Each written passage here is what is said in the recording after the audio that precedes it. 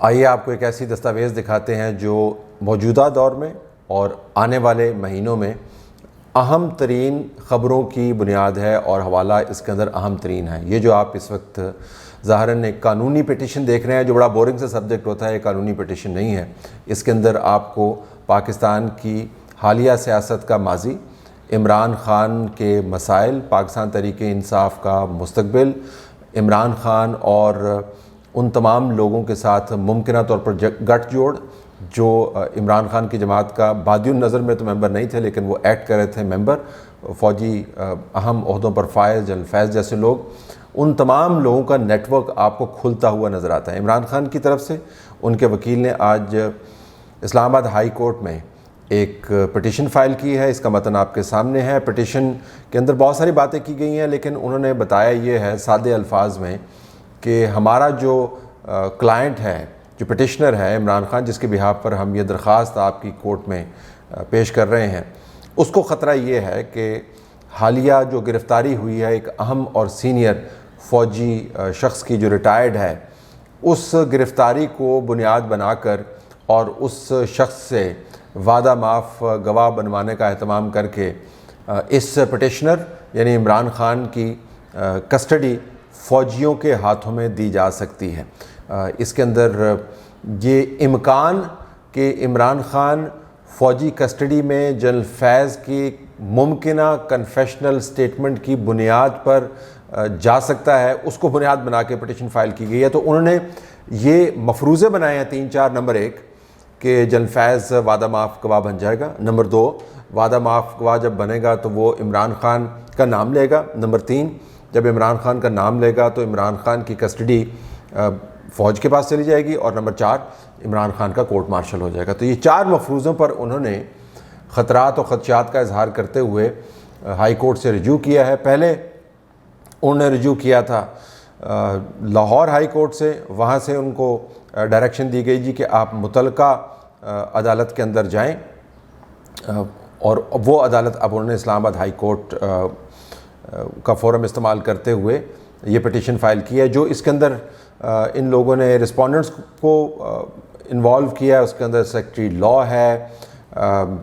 Ministry of interior ہے، ministry of defence کا secretary ہے، اسلام آباد پولیس کا آئی جی ہے، چیف سیکرٹری پنجاب ہیں، اسلام آباد کے علاوہ پنجاب پولیس کے آئی جی ہیں، آئی جی پریزنس پنجاب ہیں، اس کے علاوہ ایف آئی اے کو انہوں نے بیچ میں پٹیشنر بنایا ہے۔ تو تمام جو ریلیونٹ لوگ ہیں ان کو اس کا حصہ بناتے ہوئے جو بنیادی بات کی ہے وہ یہ ہے کہ جنرل فیض اب چونکہ کسٹڈی میں ہے تو ان کے ذریعے عمران خان کی کسٹڈی مطلوب ہے، فوج کو جو حاصل کر لی جائے گی۔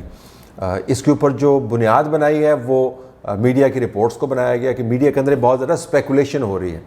تو اگر آپ اس زاویے سے دیکھیں کہ آپ اسپیکولیشن کو بنیاد بنا کے، اور اسپیکولیشن پھیلانے والے کون ہیں؟ اسپیکولیشن پھیلانے والے خود ہی ہیں۔ ایک جگہ پر انہوں نے بیرسٹر عقیل کو کوٹ کیا ہے جو لیگل ایڈوائزر ہیں فوج کے، کہ جی یہ عین ممکن ہے کہ عمران خان کی کسٹڈی جو ہے وہ فوج کے پاس چلی جائے اور 9 مئی کا ٹرائل جو ہے وہ فوجی عدالتوں کے اندر ہو۔ عمران خان کو یہ خدشات کیوں ہیں؟ ایک طرف تو آپ یہ لیجٹمیٹلی آرگو کر سکتے ہیں کہ عمران خان کے تعلقات اسٹیبلشمنٹ کے ساتھ ٹھیک نہیں ہیں، اور ان تعلقات کی خرابی کی بنیاد بڑی واضح سی ہے جو میں مسلسل اصرار کے ساتھ آپ کے سامنے حقائق کی بنیاد پر رکھتا رہتا ہوں۔ وہ یہ نہیں ہے کہ عمران خان کو نکالا گیا، وہ یہ ہے کہ عمران خان کو نکال کر ان لوگوں کو لایا گیا جن کے بارے میں عمران خان کا خیال تھا کہ یہ اگلے 10-20 سال مکمل طور پر غارت رہیں گے سیاسی طور پر، اور میں ان کراؤنڈ بادشاہ کی طرح پاکستان کی سیاست میں پھرتا رہوں گا۔ پھر جب انہوں نے فوج کے اندرونی معاملات کو اپنے ہاتھ میں لینے کی کوشش کی، اور اندرونی معاملات کیا تھے کہ میں نے اپنی پسند کا out of turn army chief لے کے آنا۔ تو اگر آپ نے عمران خان کے موجودہ بحران کی جڑ کو پکڑنا ہے تو وہ جڑ یہی ہے کہ انہوں نے موجودہ آرمی چیف جو ٹاپ موسٹ تھے لسٹ کے اندر، ان کو سبورٹ کیا، اور اس کے بعد فوج کا جو نظام ہے اس کو تہہ بالا کر کے اپنا پسند کا بندہ لانے کی کوشش کی۔ آپ کہہ سکتے ہیں کہ یہ شخصی معاملہ شخصی معاملہ نہیں ہے، یہ اصول کا معاملہ ہے جس کے اوپر فوج کبھی کمپرومائز نہیں کرتے ہو۔ یہ یاد رکھیں کہ اس آرمی چیف کے آنے سے پہلے جو پچھلے آرمی چیف تھے جنرل قمر جاوید باجوہ، جو عمران خان کے بہت بڑے بینیفیکٹر تھے، اصل لڑائی عمران خان کی وہاں سے شروع ہوئی۔ تو ایک تسلسل ہے عمران خان کی اس کاوش کا، جس نے ایک آرمی چیف جن کے بینیفیکٹر تھے ان سے لڑائی کی، اور اس کے بعد اس لڑائی کے تسلسل کو وہ لے گئے اگلے آرمی چیف کے ساتھ۔ پھر انہوں نے DGI کو جس طریقے سے کراچی سے بلوا کر لٹکائے رکھا، اور جس طریقے سے جنرل فیض کو انہوں نے ریٹین کرنے کی کوشش کی، کبھی ایک بہانہ کہ جی سردیاں ہیں، افغانستان کے حالات بڑے خراب ہیں، اور اس شخص کو پتہ ہے کہ کس طریقے سے ڈیل کرنا ہے۔ میں تو افغانستان کی پالیسی کو دیکھ رہا تھا، اور افغانستان کی پالیسی کیا تھی آج ہمیں عوامی نیشنل پارٹی والے بتاتے ہیں کہ تقریباً 30,000 کے قریب لوگ ہیں، 30-40,000 کے قریب ایسے لوگ ہیں جو ناپسندیدہ کرداروں کے زمرے میں آتے ہیں، دہشت گردی کا ان کے اوپر الزام لگا ہوا، ان کو آپ نے لا کر KP میں سیٹل کیا۔ یہ ان کے ارینجمنٹ تھے جس کو اپنی بہترین افغان پالیسی کا نام دیتے تھے۔ بہرحال تو یہ پورے کا پورا نظام ٹیک اوور کرنے کی کوشش تھی، وہاں سے اس لڑائی کا آغاز ہوا۔ اور پھر عمران خان نچلے بیٹھنے والے تو نہیں ہیں، ان کو یہ کہا گیا جی کہ دھر رگڑا دو، فوج کے اندر آپ کی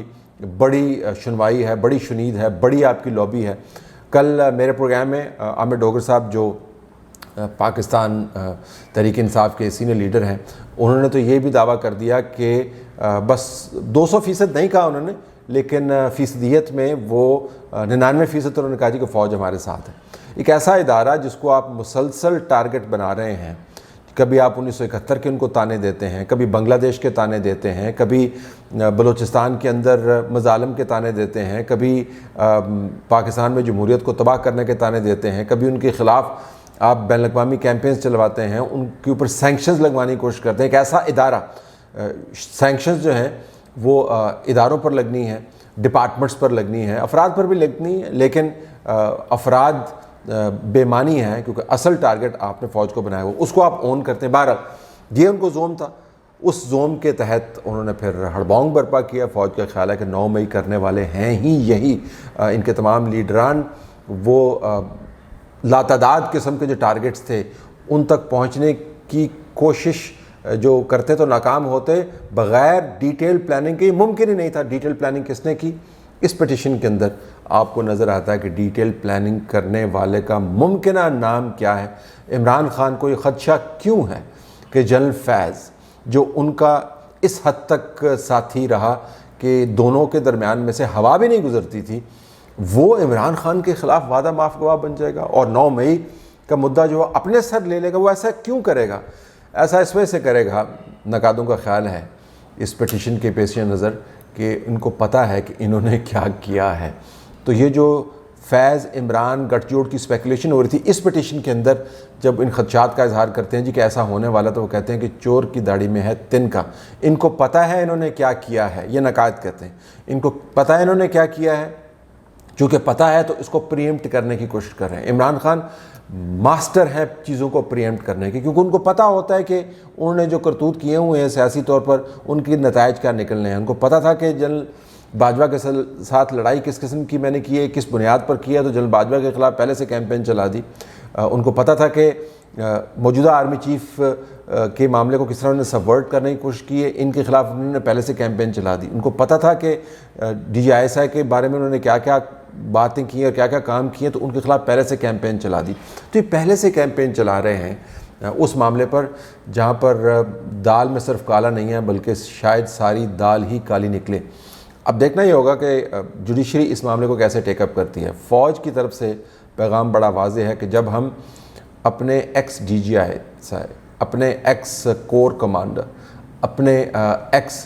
ہائی رینکنگ آفیشل کو ان معاملات میں لا کر اور اس کا